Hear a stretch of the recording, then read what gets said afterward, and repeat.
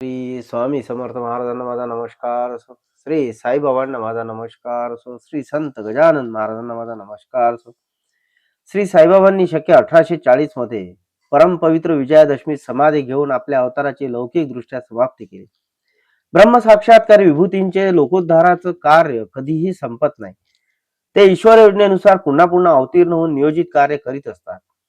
आज श्री बाबांची स्थूल देहाकृती आपल्याला दिसत नसली तरी त्यांची चिरंतन आत्मज्योत समाधीस्थानी अखंड जागृत आहे. सद्भाविकांनी त्यांच्या अस्तित्वाची व उदंड कृपेची आजही अनुभूती येत आहे. शिर्डीकडे भाविकांचा अखंड ओघ पाहिला की त्यांच्या सूक्ष्मातून चाललेल्या कार्याचा प्रभाव दिसून येतो. श्री बाबांनी आपल्या भक्तांच्या हृदयात अत्यंत सोप्या पद्धतीने परमार्थ रुजविला. त्यांच्या प्रत्येक कृतीतून माणुसकीचे भावस्पर्शी दर्शन घडविले.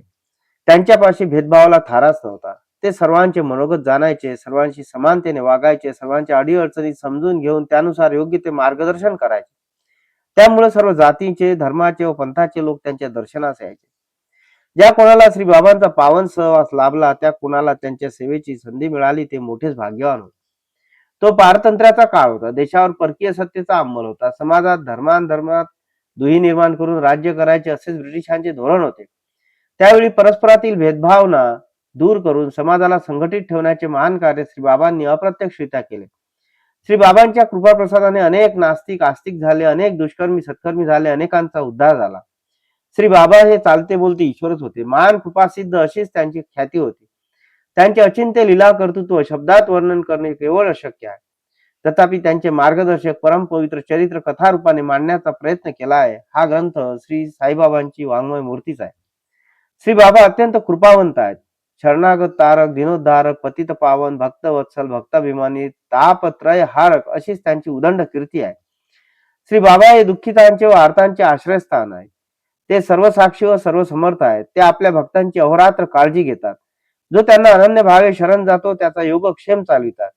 म्हणून ज्या कोणाला आपले ऐहिक व पारलौकिक कल्याण व्हावे, आपला उद्धार व्हावा असे वाटते, त्याने भावभक्तीने व दृढ निष्ठेने श्री बाबांचे पाय धरावे.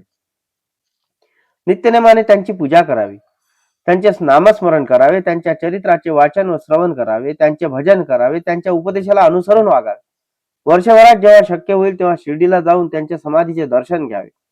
निष्पाप, कर्तव्य तत्पर, निरहंकार व धर्मानुगामी भक्तांना श्री बाबांच्या कृपेची लवकरच प्रचिती येते. श्री बाबांच्या कृपांकित भक्तांना कशाचीच कमतरता भासत नाही.